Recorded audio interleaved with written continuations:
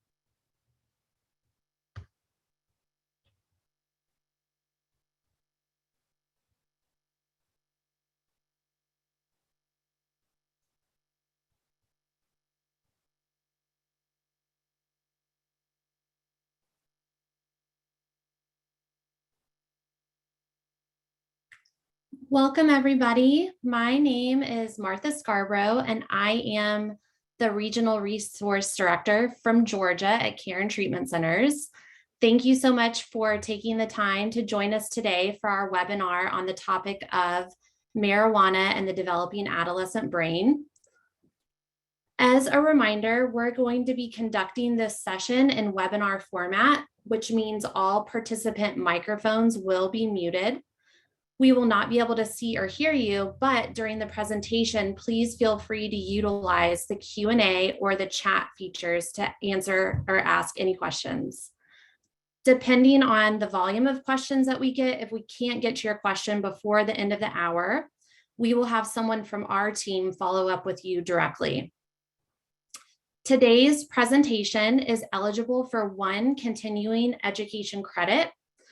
We would like to thank our educational partner, CE Learning Systems, for assisting us in providing these credits through co-sponsorship with the American Psychological Association. Also, please note that in order to receive your credits, you will have to be on the program for the entirety of the presentation and complete the post-webinar evaluation. And a link will be emailed to you directly after the presentation from cego.com. After finishing the evaluation, you will have immediate access to your certificate of completion.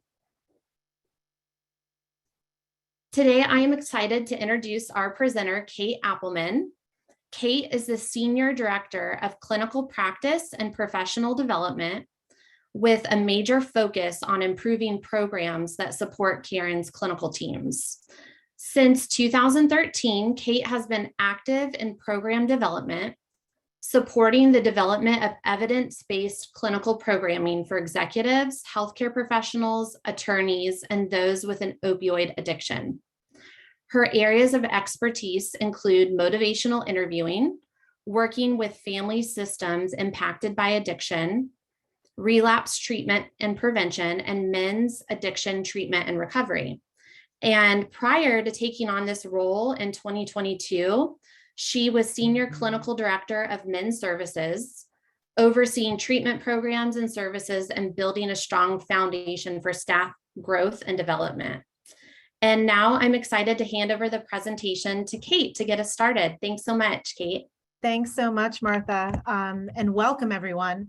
I appreciate you taking hopefully your lunch hour at this point in the juncture to spend some time with us. So there's so much information to cover, and I would like you guys to really use this PowerPoint as a reference and a tool to continue to work with your clients as you move forward. So there's so much about marijuana. There's over 600 people on this webinar because the truth is many of us in our practice, whether it's inpatient, outpatient, whatever level of care that we're currently in, we're all seeing it. So as we get into the objectives, one of the things I really want you guys to think about is when it comes to marijuana, there is a lot of old messaging with a new product. And that's part of the uphill battle as clinicians, many of us are in the midst of. There's a lot of nuances and a lot of changes that are incredibly rapid, and it's difficult to keep up with the time. So I appreciate everyone's willingness for continued education, and I'm really excited to spend this hour with all of you. So a couple of learning objectives. We're going to talk about medical marijuana, the legalization of recreational marijuana, and really start talking about, or actually continue to talk about, some of the upticks in the diagnosis of cannabis use disorder and all of the symptoms that come along with that from a psychological standpoint, medical standpoint, and socially. I also really want to talk about when we really are working with patients who are struggling with a marijuana use disorder or cannabis use disorder, what are the symptoms that we're seeing, and really tie that into brain development and the areas of the brain that are impacted by cannabis and what that means. I'm also always a big proponent of, if we're going to talk about the problem and the current reality, I also want to talk about solutions. So how do we identify what a cannabis disorder is, and also how do we reduce some of the barriers in getting people the help that they need. So as we get started, I just want to make sure that we're all on the same page when it comes to the terminology around cannabis, and just kind of get back to the basics to make sure that we can all kind of move forward together. So when we talk about cannabinoids, we're talking about the chemical or the substance, regardless of its structure or the origin. We're also going to talk in a little bit about the cannabinoid receptors in the brain, where they are, what regions they are located in, and what that means to the behavior that we're seeing in our clients. I also really want to take a moment to separate out the difference between THC and CBD, and we'll talk about that in a minute. We also have to realize that when it comes to cannabis, there's different species, and many of these phrases you may have heard along the lines. We talk about indica and sativa. One has a greater CBD content, the other has a greater THC content, which is the psychoactive chemical in cannabis. We also talk about some hybrids, or cannabis that's altered or engineered in different strains, which create different levels of potency. Potency is a word that we're going to talk about a lot in the next hour, because when we talk about cannabis and the change in landscape, one of the biggest reasons why there's so much change in the cannabis landscape is because of the potency, and we'll talk about that as we go along.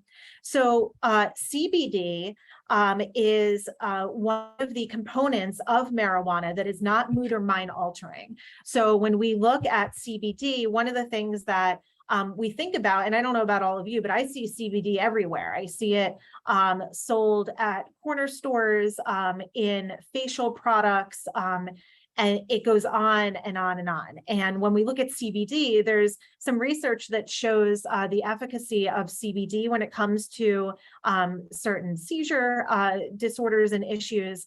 And I believe that when we look at CBD, you will find information about its effects on anxiety, helping with sleep, helping with mood regulation. And one of the things that is a real struggle with CBD is, while it's approved in most states for medical use, and there's some promising treatment for a lot of different ailments, we just need more research on it. And when we look at CBD, two of the things to be very much aware of is that One, you have to be really aware of when your clients are using CBD, for them to be really aware of the carcinogens that are maybe attached to it, and some of the other pieces that are in there that they didn't necessarily buy into or realize that they were purchasing. There was also something that occurred, I want to say a couple of years ago, where CBD products were taken off of the shelves and tested, and many of them didn't actually have a lot of CBD in them to begin with. So just being really aware of what CBD is, what people are trying to use it for, and is it really effective? It's also important for us to work with our clients that if they're using CBD to manage some symptoms, it's really important for them to work with their healthcare provider to understand the effects that it has in conjunction with other medications. So when I think about CBD, a couple things. One, it doesn't have the properties like THC that are mood and mind altering. And we just have to be really careful about what it is that our clients are ingesting or we're ingesting. And is it what we think it is? Now, when it comes to THC, which is what a majority of this presentation is on, THC is the psychoactive drug in cannabis. That's the part that gets us high. That's the part that changes our mood and our mind in ways that that really impact our functioning. So when we talk about THC, I just want you to look at the picture in really looking at the fact that THC lingers in the brain and in the body. So we understand that THC is fat soluble. When I ask patients up here on our inpatient campus how long THC stays in your system, they will all say very clearly 30 days in how much time it will take for it to get out of their system. And there's a couple of different factors that play a role in that. It lingers in the body more than most other chemicals, including benzodiazepines that have a pretty long half-life. Because it's fat soluble, you'll find that people that that ingest THC or smoke THC on a fairly regular basis, a few times a week, it may take a week or two for that to actually get out of their system. For those who are regular users, a few times a week to daily, it will take upwards of 30 plus days for it to get out of their system. The National Institute, NIDA established recently, over the past couple of years, we've been trying to figure out what does research show as far as cannabis as something that A, can be researched, and B, can be used for some of the maladies that have been kind of touted out there. And it's exciting that NIDA has actually gotten to the stage at this point that they established 5 milligrams of THC as a standard for research. Now, when we look at that, they need to start somewhere, right? And they want to start somewhere that is A, effective, but B, also safe for people. As we look at that 5 milligrams, one of the things to really consider is where we go as far as potency is concerned. So what NIDA may set as a stage to be able to research isn't always going to add up to what is being sold out on the streets or being medically prescribed at this point. And it's a starting point, which I think is good. There's a lot of questions that come up around methods of consumption. So if you were somebody who knew a decent amount about marijuana back in the 70s, you would talk about things like bowls and joints and blunts probably at that point.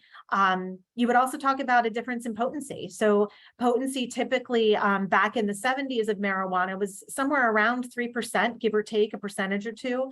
Right now, when we look at flower marijuana or marijuana that is burned and inhaled, at this point, when we take a lot of the marijuana that is out there across the American landscape, we're looking somewhere around 17%. Now, the percentage is going to change based on the route and administration of the marijuana that's being used. But I think either as a clinician, as a parent, as someone who works in the school system, it's really important for us to know what it is that we're looking at. I can tell you that I have a friend who's a private clinician in the area and recently did a family session with an adolescent, and her parent, and the parent came in with a bag full of paraphernalia and said, please help me understand what all of this is, especially after Googling it and just having a lot of questions and concerns. So the first method of consumption that we need to know about is how is it that people are smoking it? We talk about joints and blunts and bowls. There's a lot of homemade creations. You can smoke marijuana out of an apple. The sky's the limit in the way that we can consume it via smoking. A trend that has been really popular over the past probably decade or so is dry herb or flower vapes. So there's different ways that vaping can occur. Vapes are kind of seen to be something that is not as bad for your health because instead of burning the marijuana, it's actually heated. And the truth is, it's still going into the lungs, and we'll talk about some of the medical implications. So here's what some of the vaping products look like. In addition to when we look at other ways that that marijuana is vaporized, we talk about wax and dab pens, as well as dab rings. Now, when we talk about wax, one of the things to really think about is the fact that we're not just talking about marijuana that is smoked, we're talking about concentrates. So again, going back to weed in the 70s, you're talking about 3% potency or THC potency in the product. That same marijuana in the way that it's manufactured today sits somewhere around 17%. So the more potent it is, the higher I get from it. When we start looking at concentrates, we're talking about a whole nother ballpark there. So the THC potency on average in concentrates are between 60 and 99% potency. So again, there's old messaging around marijuana with a very, very new product. The marijuana that we messaged around in the 70s, the 80s, even the 90s is very different than what it is that we're talking about today. So as we talk about concentrates, different ways and routes of administration, different ways that they can be vaporized. Again, we're not talking about using a vape to smoke flower marijuana. We're talking about really using concentrates and vaporizing them. We also need to talk about THC oils. So the ability for THC oils to be extracted from the plants and used in what they call oil pens. So some things that we need to be aware of what they look like is the charger, the ability to actually plug into a USB port to be able to charge the oil pens. This is what a battery looks like and a cartridge. So what happens is there's ways that THC is actually extracted from the plant. And when we look at the ability to really thicken it, there are different carcinogens and chemicals that are going into the oils that are not necessarily what we think we're buying. So we believe that we are buying THC oil, or our kids think that they're buying THC oil, but they're not really fully aware of all of the chemicals that are also in the oils that they're purchasing. The other piece that is very popular right now is method of consumption around eating and edibles. So if you can find a way to put THC into your system, the market has found those ways to get it in there, whether it's through drinks, if it is through gummies or baked products. Again, very similar to the potency of THC back in the 70s and 80s. Pot brownies back then are very different than the pot brownies that are happening now. So when we look at this element, there's a couple of pieces that are really important to consider. One, how is it that we're packaging it? If you look at all of the bright colors, if you look at the flavors, many of them are really marketed towards a younger population. I can tell you that, my older children are 19 and 12, and then I have two babies. We have Cinnamon Toast Crunch in our house and Fruit Loops. And when you think about teens and young adults, what is it that they're consuming? And really finding ways to navigate putting this information, putting this right in front of some of our younger population around consumption and the importance of consumption. So one of the issues that when we look at edibles versus smoked marijuana, when you smoke marijuana, if you think about the ways that it goes through into your lungs and into your bloodstream, the route of administration is pretty quick. So if I'm going to inhale, the effects of it are going to come pretty quickly.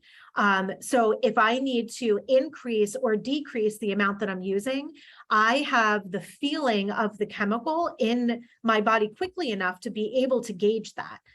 The issue with edibles is because it gets consumed and broken down in the stomach, it just takes longer for the body to for it to get to the bloodstream. It takes longer. So what has happened and has resulted in a lot of ER visits, a lot of issues around use and driving under the influence is that it may take upwards of 2 hours to feel the full effects of what it is that we're ingesting. And therefore, if I use it and I don't really feel the effects, I should probably just use more. And that's creating some overdose situations in and around our country. Another piece to really think about is when we look at our facts around use and what it is that we know. So let's look at bigger landscape. In 2020, SAMHSA did a national survey on drug use and on health overall. And at that point, just a snapshot, this is about 2 years ago, almost 50 million people identified using marijuana in the past year. Young adults, almost 35% of them identified within the last year they had used marijuana, and we're talking about people 18 to 25. Adolescents, 1 in 10 identified in using marijuana within the past year. So when we look at young adults and teens, this is something that's really important to acknowledge on our landscape, that this is an issue and it's going to continue to be an issue. And I think that's why so many of us are on this webinar. Just a couple of pieces. So if we go from our country to worldwide, 76%, there was a 76% rise in people entering treatment specifically for marijuana in the past 10 years. The UN also reported that the amount of people that are seeking treatment specifically for cannabis addiction has risen in all regions around the world over the past 20 years, with the exception of Africa. So again, this is a trend that is up and coming and will continue to rise. But what are the trends? So there's a lot of trends around the legalization and perceived health benefits of marijuana and cannabis, creating this normalization and increased accessibility. We're going to talk a little bit about what that means on a micro level with an individual, but also on a macro level, what that means when some of those individuals and families try to make some changes in the current landscape in our society. The other trend that's really important to talk about, which we're starting to touch on, is the increased potency and levels of THC and the implications that come along with that. So there's a lot of information out there around the legalization and medicalization of marijuana. Just to give you a little bit of a history and background, just so that we know where we've come and where we are today. Because the truth is there's been almost 3 decades of advocacy and marketing to really rebrand marijuana as a health product. When we look at research, we can't necessarily say that to a certain degree. But when we look at where we came from, it's really important to really identify the fact that there's a lot of lack of independent research that, despite marijuana really being promoted for things like epilepsy and chronic pain, nausea, mood disorders, glaucoma, Crohn's disease, and so on, opioid use disorder, which we'll talk about in a little bit, there haven't been FDA reviews on any of these pieces, despite marijuana being promoted as one of the ways to really treat all of them. In '96, actually, California became the first state to approve medical marijuana.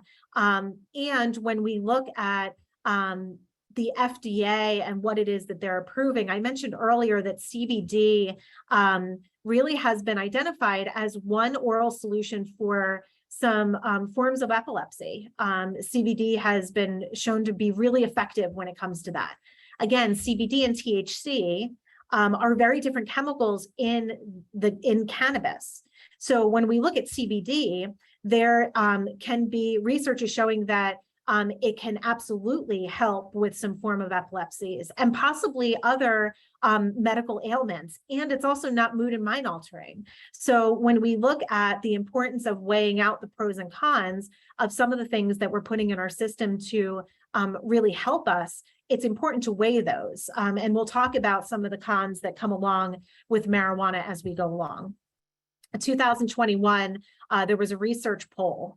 So we ask ourselves, what are the attitudes around legalization? A lot of people think that we should do it, right? 91% of Americans believe cannabis should be legalized to some degree. 31% of those believe that it should be legalized for medical use, and 60% believe it's for both medical and recreational use. So this is what our society is really talking about, believing that marijuana is something that very much should be legalized. In April 22, a poll showed that 66% believed that recreational marijuana should be legalized. So when we look at this, the amount of people that are looking at marijuana as a solution to some sort of problem, whether it is a recreational need, if it's a medical need, if it's a reduction in symptoms, more and more people are seeing it. And that's okay based on the correct information. And that's why we're here on this webinar today, to make sure that more people understand the correct information when it comes to marijuana. At this point, 19 states have legalized it for recreational use. And the truth is, marijuana is everywhere. I was in Manhattan just about a month or two ago, and if you think about, if anybody lives in smaller communities, ice cream trucks come around your community, they sell ice cream and continue to move on. In many major cities, weed trucks come around and sell weed and continue to move on. So it's everywhere. It's in social media. It is in pop culture. It's in songs. It is, when you think about, we historically know 420 as one of the things that is related to the marijuana culture. 710 is another piece related to the marijuana culture, but specific to concentrates. So we look at the fact that all of these pieces are starting to, or continuing to mainstream into some of our culture. It's everywhere. And we start to think about, what do people see as the perceived risk, right? So this is a study that really looks at perceived risk. And the good thing is that 93 to 94% of people believe that using heroin once a week is a bad idea, right? When it comes to cocaine, 84 to 87%. Makes sense. When it comes to marijuana, look at the dip in almost 10% from 2015 to 2020. So the perception of risk and whether or not it's problematic is something that we probably need to talk about based on the symptoms that we're seeing with heavier use and higher potency. So how does it get normalized? It gets normalized when we approve it for recreational use, much like alcohol. It gets normalized when we use it as a means to reduce symptoms of medical maladies. It also gets normalized when we use it in our household. So when parents or caregivers use it, when media continues to support the pro-legalization of it, and also when it's really marketed as healthy and really natural. And the natural components of marijuana have drastically reduced decade to decade. We're not talking about marijuana that is naturally grown outside as some of the marijuana that's creating a lot of the issues that we're seeing in our population.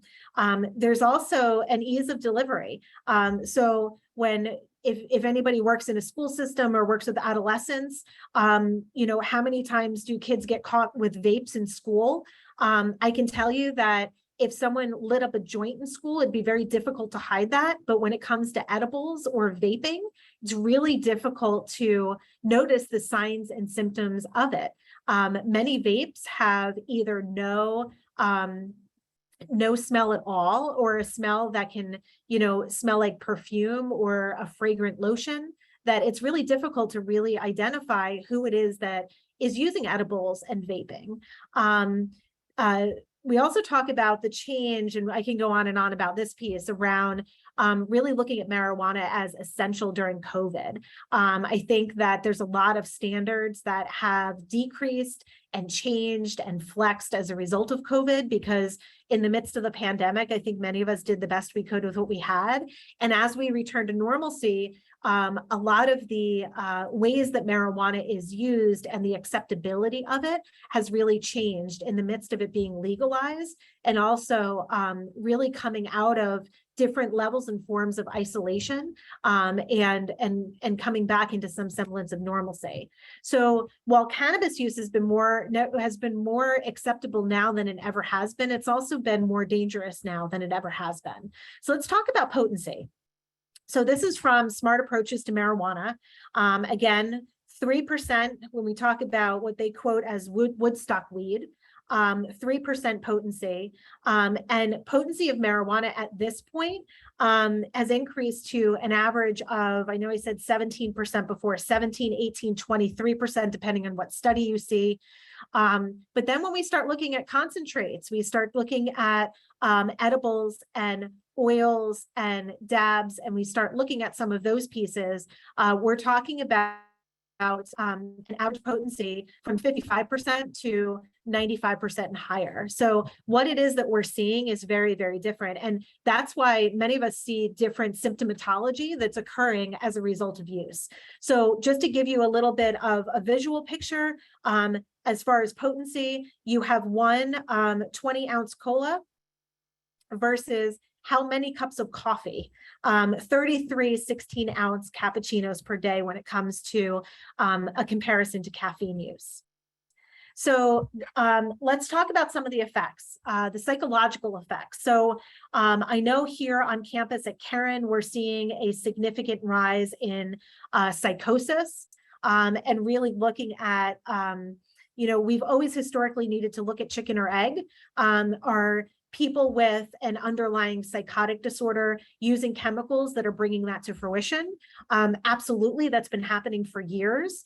And one of the things that we're seeing is people that don't necessarily have a predisposition for a psychotic disorder. It doesn't run in their family.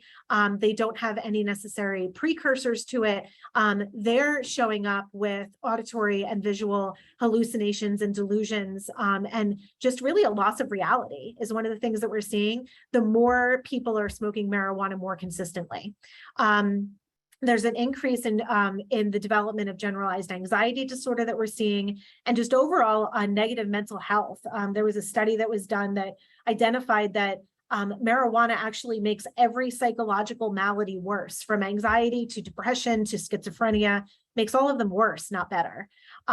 We also identify that cannabis use is more likely to result in the need for emergency care and hospitalizations. Well, why is that? Is that just because of the potency? Yeah, that's a piece of it. But the other piece is with the increase in edibles, again, fat soluble, being ingested through the stomach, taking longer to be able to achieve a desired effect. We have more people that are actually overdosing on higher potency when they're using edibles, which is playing a role in the need for more emergency care and hospitalizations.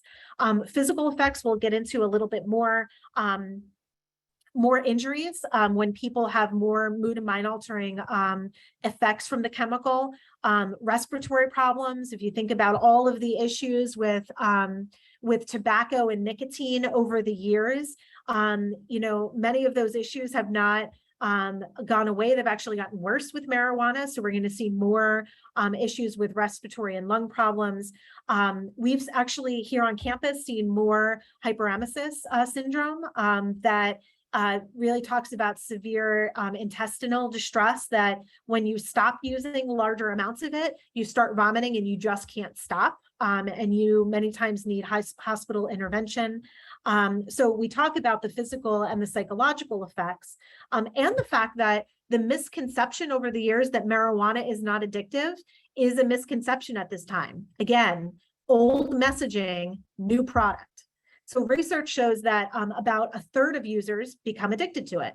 and people are more likely to become addicted when they're using at a younger age. So the further we can get from somebody using at earlier ages, and the more that we can suspend onset of use, the better it is, and the less likely people are going to become addicted. The when, the how much, the how often, those all play a role in addiction.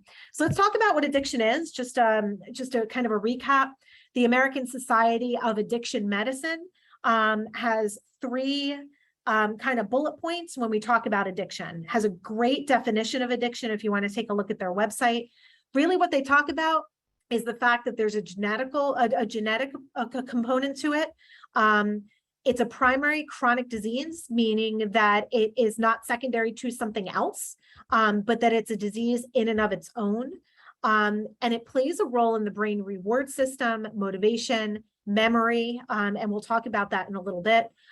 It creates issues biologically, psychologically, socially, and spiritually. Those are the symptoms that come along with addiction, symptoms in all of those realms.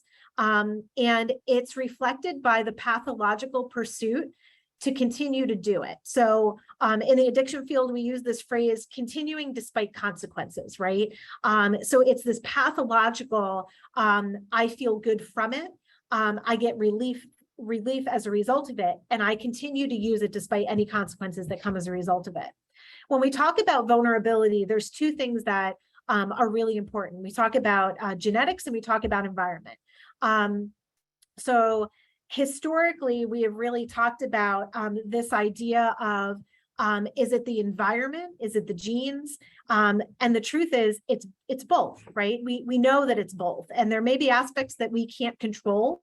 There are aspects that we can. So I really like this imagery around the fact that when we talk about risk factors, gender is absolutely a piece that females, because of our body mass index, our fat content, the way that we process different chemicals and the ways that our brain processes different chemicals, have a higher propensity to become addicted when females are using on a consistent, regular basis.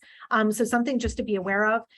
Mental health disorders from a genetic component or a genetic standpoint create a higher risk factor. If I'm somebody who at baseline struggles with anxiety and depression, there's going to be ways that I'm going to try to medicate that, and I'm going to gain more relief and reward, as ASAM talks about, when I'm using chemicals, when it comes to some mental health issues. A couple of other pieces, environment. We know a lot about ACEs, or adverse childhood experiences. The way that we grew up absolutely matters. If we grow up in an environment that is chaotic, that parents use, and children are seeing that when I'm stressed, I use the substance. When I am overwhelmed, I use the substance. When I celebrate, I use the substance. All of a sudden, that is something that habitually can become learned in our young folks. Peer influences, community attitudes, all of those environmental pieces. And when you put them together, and you put a drug into that mix, that creates higher or lower vulnerability factors. When we also talk about brain mechanisms, when I think about brain mechanisms, I think about the amount of resilience that a person has. I think about the way in which they view themselves, others, and their environment, how much they lean in and ask for help and support of other people, how much they trust the people around them. All of those elements and factors play a role in brain mechanisms that lend themselves to addiction, in either like leaning into addiction or leaning away from addiction. So we'll talk about that a little bit more as we go along. Because when we talk about addiction being a brain disease, there's two pieces to really talk about. Now, I don't come from a medical background. I'm a clinician by trade. And when I talk to patients and family members about this concept, one of the things I talk about is kind of this battle between limbic system and prefrontal cortex. My prefrontal cortex is the last part of my brain that's developed, right? This is why my 12-year-old and my 19-year-old don't always make the smartest decisions, because they're not fully developed until we're 25. So when we're talking about the use of chemicals, my prefrontal cortex may say, you know what, I may get caught with this and I don't want to lose my scholarship. And your limbic system says, yeah, but do it anyway. My prefrontal cortex may say, if I use this today, I may end up getting drug tested next week and I can't show up positive. And your limbic system says, yeah, but you're really stressed right now. You deserve this. And it's that constant battle between the two. And when we look at those pieces, the pathology that comes along with addiction is really around motivation. So the dopamine pathway from the ventral tegmental area, or the VTA. So the VTA has, I want to say 65% of the neurons in that area of the brain are all dopaminergic. So what do we know about dopamine? It's the feel good, it's the reward kind of chemical in our brain. It's the one that says, that felt good, you should do that again. So all of that is impacted. And when we talk about the brain reward system, the more when we have developing brains that are, if you think about, Erickson's stages of development, you have brains that are developing, and the importance of really identity and fitting in and connecting with peers and all of those elements. The brain reward system says when a chemical goes into it and it feels good, you should do that again. And by the way, if you see your parents doing it, but you also have your friends that are doing it, you should probably do that more because it is more acceptable. So when we look at the way the brain is really impacted by chemicals, we have to not only look at the genetic elements, but also look at the role that environment plays in it.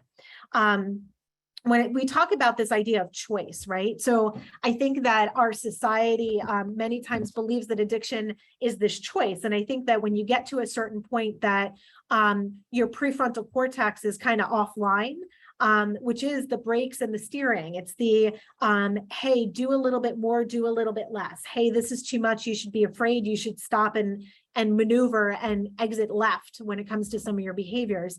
That's the role of the prefrontal cortex. But again, we know that that is the last part of the brain that's developed in our youth. So when there's impaired executive functioning and an impaired ability to inhibit some of our behaviors, that already happens in adolescence. When we throw marijuana on top of it, that already impacts those regions, you can imagine what kind of storm that's creating. So the earlier onset, the more risk there is. There also have been recent studies that show that marijuana use is linked to reduced gray matter in the brain.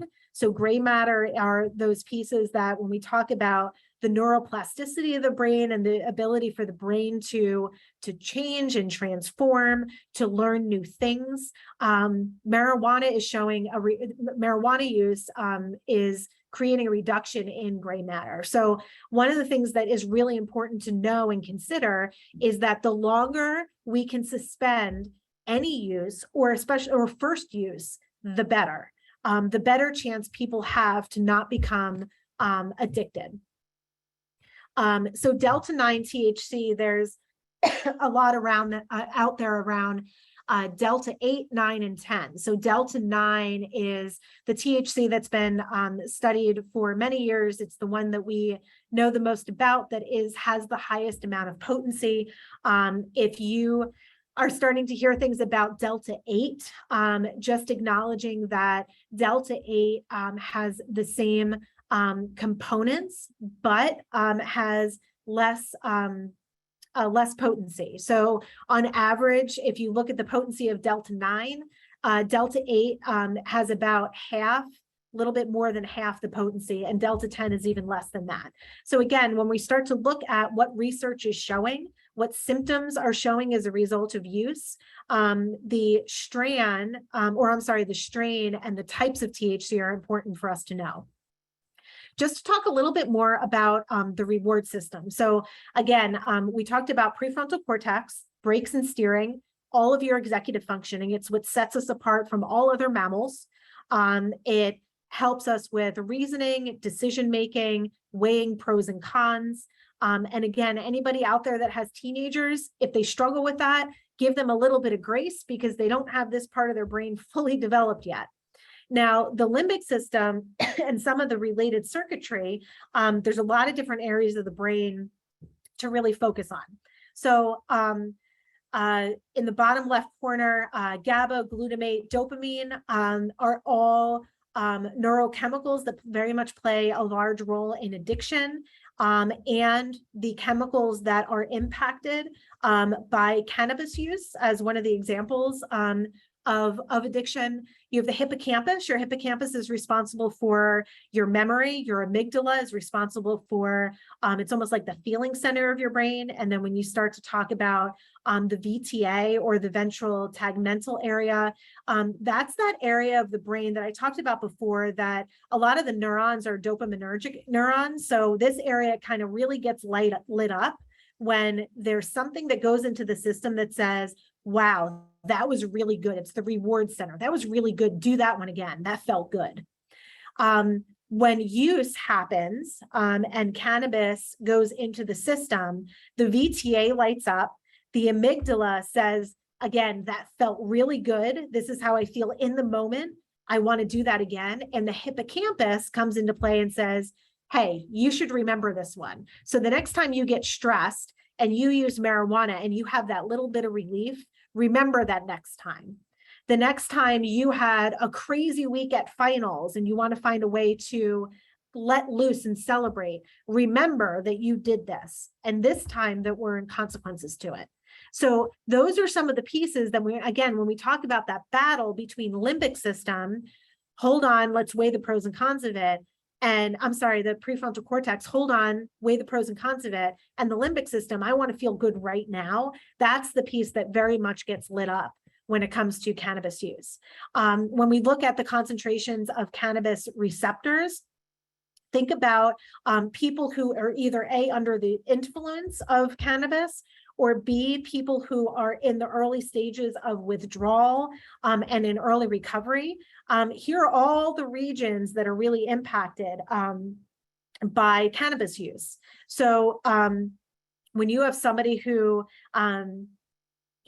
history is old adage that you smoke a lot of pot and you can't stop eating. Well, that's because it really increases this area of the brain around appetite. When we think about the cerebellum and the basal ganglia, those are around movement. So when we have people who are really struggling with motor functioning as a result of use, it's because these are the areas of the brain that are really impacted. For any educator of teenagers, God bless you.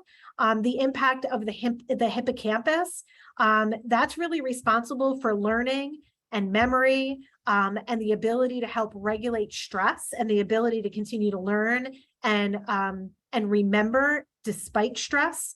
The hippocampus is very much impacted. So when we think about the importance of learning and relearning and learning again, that has to happen even more so when we have people who are using cannabis. So some of the signs and symptoms that come along with active use, coordination issues, anxiety, some of the other physical symptoms that we are all aware of, and the amount and frequency absolutely plays a role in this. There's signs and symptoms that come as a result of withdrawal that we see more and more here in inpatient treatment that you likely will see more and more of. And then we start asking ourselves, when does it become a problem? So this is the DSM-5 criteria for a cannabis use disorder. If you identify with 2 or 3, you have a mild use disorder. If you can identify with 4 to 5, a moderate use disorder, and 6 and above is severe. So starting to think about working with your clients around when does it become a problem? There has been this misconception that marijuana does not come with withdrawal symptoms. And that is just that, it's a misconception and just not true. So when we look at marijuana use disorder in the past year, our experience and evidence really supports, and we see the rise in treatment of major depressive disorders when it comes to the use of marijuana. So again, leaning into what is it that research is showing? What is it that research is showing as far as ER visits and the increase in ER visits? This is specific to Colorado. Colorado is a forerunner. Wait until some of the statistics come out on the other states, which some of them have already. Really looking at whether or not it's become a primary drug of choice. Many times people have looked at marijuana as a gateway drug. It doesn't need to be a gateway drug. It's bad in and of itself when it comes to some of the potencies. So these are the things that we're seeing from a mental health standpoint. An increase in anxiety, sleep disorders, psychosis, delirium. I think about marijuana in the past year when it comes to major depressive episodes and the increase specific to marijuana, again, even more so than opioids. We think about the NIH study that showed, that talks about young adults, even individuals with non-daily cannabis use are more likely to have suicidal ideation. And Colorado toxicology from 2019. So thinking about suicide victims, more people testing positive for marijuana than alcohol. And that's increasing between 2013 and current. I'm curious as to what those statistics will look like in the next couple of years. Those who are daily marijuana users, 3 times more likely to develop psychotic disorders, and with high potency marijuana, 4 times more likely to develop psychosis than people who've never really used marijuana. So again, we're looking at higher potency, and when we use those, the chemicals that have higher potency, it's creating mental health issues that are really significant.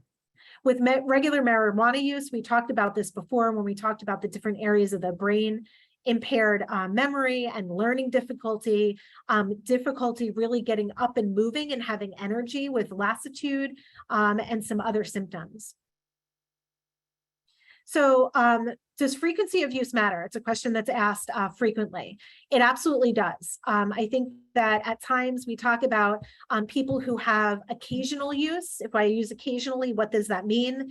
Again, there is, when we talk about the potency, there's the ability for psychosis and delirium, significant amounts of anxiety, differences in heart rate, increased hospitalization, when using amounts and frequencies that, or I'm sorry, amounts and potencies that we're not necessarily used to.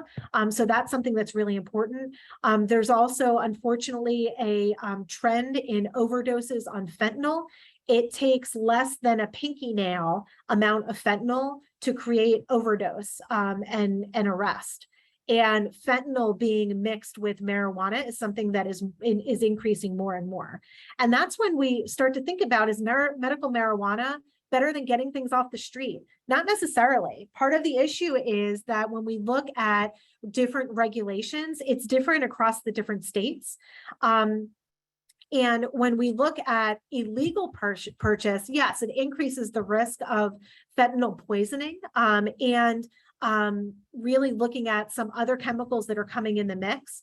But I can tell you that when we look at in working with patients currently in treatment, the amount of intoxication that comes with medical marijuana is just as much as, or if not more than what they're seeing on the streets. So just being aware of that, the potency matters. So when we start talking about regulation, that's something that we talk about a lot up here in our region, and the importance of regulating potency. So what gets in the way of treatment? What gets in the way of adolescents really getting treatment? And it's hard to encapsulate this into one slide, but there's this widespread belief that it's not harmful. There's a culture that's attached to you. So it's not just about the actual chemical, it's about everything that goes along with it. It's about the t-shirts that are used. It's about the way that we dress, the way that we talk, the language that we use, the lingo, the people that we spend time with.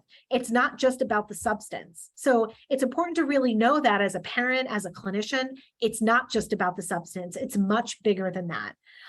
There is this belief that everyone smokes weed. And that's just not the case. When you look at statistics through our student assistance program, there are a lot of people that do not smoke marijuana and are perfectly fine not doing it in a social and in a social aspect. But these are some of the aspects that we're seeing an uphill battle with. And what do we know as far as, again, I have a child that's currently in college. It's a lot easier for us to view our kids as having a mental health issue than it is as having an addiction issue. It's a lot easier for me maybe to wrap my mind around the fact that my child struggles with anxiety than my child struggles with a substance use issue. So starting to think about how is it that we address some of these aspects? It's much easier for mental health to be a first priority. And this is one of those elements that I think is really important, that it's not an or, it's more of an and, that mental health is important. And we have to be really aware of how marijuana, cannabis, and other chemicals are negatively impacting the mental health of our children. And it's important to start thinking about how do we take some of this information and what research is showing us and really arm the people around us with the information to make different decisions, both for us in our practice, with working with the parents and family members, but also working with the teens that we have currently in our active practice. So I'm going to pause there for some questions. I know it's a lot of information, and there's so many changes and nuances that are coming with cannabis that it's important to cover all of them. So I'll pause there and actually turn it back over to Martha to start thinking about maybe some of the questions that we want to cover. Thanks so much, Kate. That was awesome information. I feel like I could listen to you all day. So thanks for your presentation. I'm going to ask a question that came in during registration. And how can you effectively engage adolescents in real discussions about the possible harmful side effects of marijuana? Yeah, that's a great question. I think that adolescents many times do better with visuals than they do with language. So what are the visuals that you're putting in front of them, I think, is one of the pieces. I also think that when you look at them developmentally, sometimes sitting down eye to eye and asking questions can feel really threatening. I can tell you some of my best conversations with my son have actually been in a car where we're not physically sitting face to face. So starting to think about what area of what venue are we having the conversations in. You also have to remember, again, adolescents, their brains aren't fully developed. So it's important to put the facts in front of them, but don't overwhelm them with the facts. Give them information that is applicable to their current life, and use lessons in their current life and examples in their current life to create micro teachable moments. I think those are some of the things that initially come to mind when I think about how it is that we address adolescence. Awesome. Thanks, Kate. And just to be mindful of everyone's time, I think that's the only question that we'll get to. But any questions that came through during the registration process or during this presentation, we will follow up with you and be able to answer your questions. Thanks again, Kate, for that great presentation, and to everyone for joining us today. And just as a reminder, the presentation is eligible for 1 continuing education credit. Watch your email for a link from cego.com to complete your eval. And Caron has several more exciting webinars in the works. So just to let you guys know what's coming up, on September 21st, we will host our 3rd in a 6-part series, the Countdown to Heal webinars, and that will walk you through Caron's brand new 100,000 square foot state-of-the-art medical center that is opening in January 2023. And our next webinar will feature Dr. Barbara Krantz discussing our older adult program. Further out on November 4th, Caron is hosting our 7th annual Addiction Research Symposium. Registration is now open, and you can take advantage of early pricing through August 31st.